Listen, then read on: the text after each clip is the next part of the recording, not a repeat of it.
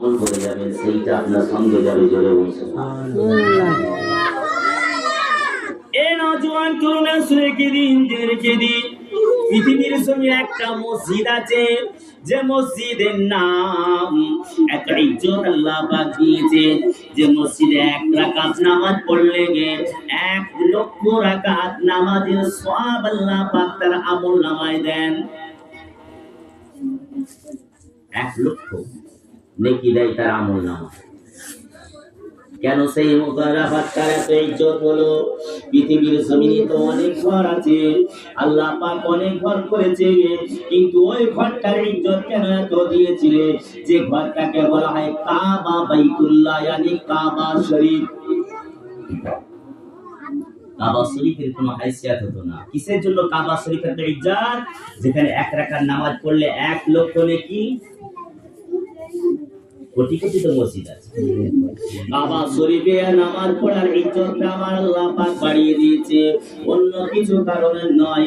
কাবার ইজ্জতটা আমার আল্লাহ বাড়িয়ে দিয়েছেন ওই কাবা শরীফের উপরে গিয়ে আপনার আমার নবী দুজাহানের বাদশাহ হাবিবুল্লাহ জনাবে মুহাম্মদুর রাসূলুল্লাহ সাল্লাল্লাহু আলাইহি ওয়াসাল্লামের উপরে আল্লাহ কোরআন নাজিল করেছিল বলে কোরআনের খাতিরে আমার আল্লাহ কাবা শরীফে ইজ্জত বাড়িয়েছেন। জোরে বলি সুবহানাল্লাহ। কোরআনের খাতিরে আল্লাহ পাক ইজ্জত বাড়িয়েছেন। এ নওজোয়ান তরুণেরা, এরা যা পাড়ার মেয়ে ছেলে বেটা ছেলেরা, আমরা অনেকে ভাবি আমরা গুনাহগার, আমরা ঠিক মতন নামাজ পড়তে পারি না, আমরা ঠিক মতো রোজা রাখতে পারি না, আমি ঠিক মতন জিকির আজকার করতে পারি না, নামাজের নিয়ম কানুন আমাদের জানা নাই, রোজার নিয়ম কানুন জানা নাই, সাদকার নিয়ম কানুন জানা নাই। আমরা কোরআন পড়ালে কিছু ফায়দা পাবো না।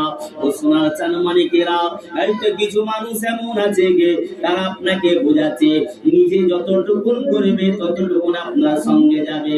আমি একটা উদাহরণ আপনাকে দিচ্ছি। পৃথিবীর জমিনে যতই বড় মুহাদ্দিস হোক না কেন, যতই বড় মুবাল্লিগ হোক না কেন, যতই বড় মাস্টার হোক না কেন, ডাক্তার হোক না কেন, সবাইকে কান ধরে দাঁড় করে দেয় একজন ব্যক্তি। সবাইকে কান ধরে দাঁড়াতে হয়। কখন? কার জন্য কান ধরে দাঁড়িয়েছেন? একটা ভিখারির ছেলে হাফেজ হয়েছে, একটা ভিখারির ছেলে আলেম হয়েছে, সে মসজিদে ইমামতি করেছে। ওই ভিখারির ছেলে আপনাকে কান ধরতে বললো তাহরিমা মাগো। ওই ভিখারির ছেলে যতক্ষণ না পর্যন্ত রুকুতে যাচ্ছে, ওই কোটিপতি রুকুতে যেতে পারে না, ওই কোটিপতি রুকুতে উঠতেও পারে না। ওই ভিখারির ছেলে যতক্ষণ না সিজদায় যাচ্ছে, ওই কোটিপতিও সিজদাতে উঠতে পারে না। এটা ওই ভিখারির ছেলের কোনো কর্তব্য নয়, কোথাবের ছেলের কোনো নয়। এটা হচ্ছে আমার আল্লাহর কোরআনকে বুকে ধরেছিল বলে গে আই লক্ষ লক্ষ মানুষ, কোটি কোটি মানুষ ওই বান্দার ইত্তেবা করেছে, আল্লাহকে স্মরণ করেছে। জোরে বলেন সুবহানাল্লাহ। আপনি উদাহরণ করছে আবার অনেকে মানে নেবে ইত্তেবা আল্লাহর করব কোনো ইমাম এটা না। এই ইমাম আল্লাহ বলেন করতে গেছে, তুমি তার অনুসরণ করতে গিয়েছো। ইমাম সিদাই গিয়েছে, তুমি গিয়েছো। তিনি বলছেন না ও পরিবার 200 টাকার লোক, আর আমি প্রত্যেক দিন ওই রকম 10 লাখ টাকা ইনকাম করে আমি যাব। এটা হবে?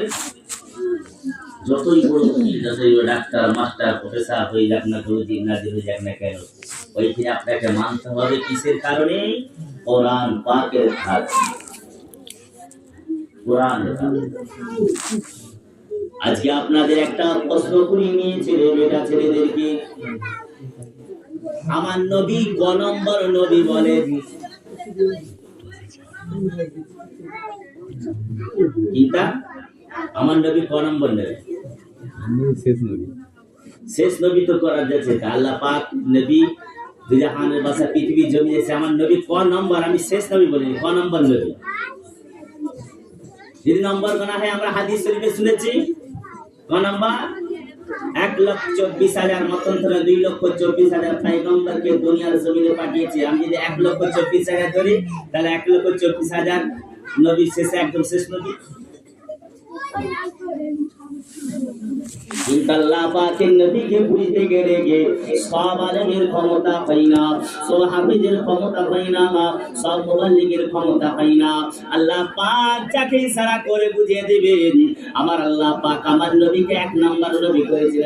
তাওরাত একটা নবীর উপরেও আল্লাহ পাক নাযিল করেছিল, জবুর একটা নবীকে দিয়েছিল। কোরআন বলছে ওয়াতাইনা দাউদা জবুরা। আমি আল্লাহ পাক জবুর কিতাবকে আমি আল্লাহ দাউদকে দিয়েছি, ইনজিল মুসাকে দিয়েছি। এইভাবে আমি আল্লাহ পাক সমস্ত নবীকে শিয়াবে দিয়েছি। ইব্রাহিমকে কিতাব দিয়েছি, ইসমাঈলকে কিতাব দিয়েছি, মুসাকে কিতাব দিয়েছি, ইব্রাহিম খলিলুল্লাহকে কিতাব দিয়েছি, ঈসা রুহুল্লাহকে কিতাব দিয়েছি। কিন্তু আমি আল্লাহ পাঠিয়েছি যাকে সর্বশেষে আমি আল্লাহ কোরআনের খাতিরে আমি আল্লাহ দুনিয়া আখিরাতের নবী এক নাম্বার নবী করেছি। জোরে বলেন সুবহানাল্লাহ। তাহলে কথাটা বুঝে আসলো গো। আমার আল্লাহ পাক কোরআনের খাতিরে নবীকে এক নম্বর করলো, নবীকে এক নম্বর করলো। তাহলে এবার আসমানের মধ্যে মালাইকা ফেরেশতা লক্ষ লক্ষ রয়েছে। এক নম্বর মালাইকা ফেরেশতার নাম কি রে জোয়ান বলো? জিবরাইল। এতদিন জি বলতেছে জিবরাইল ফেরেশতা।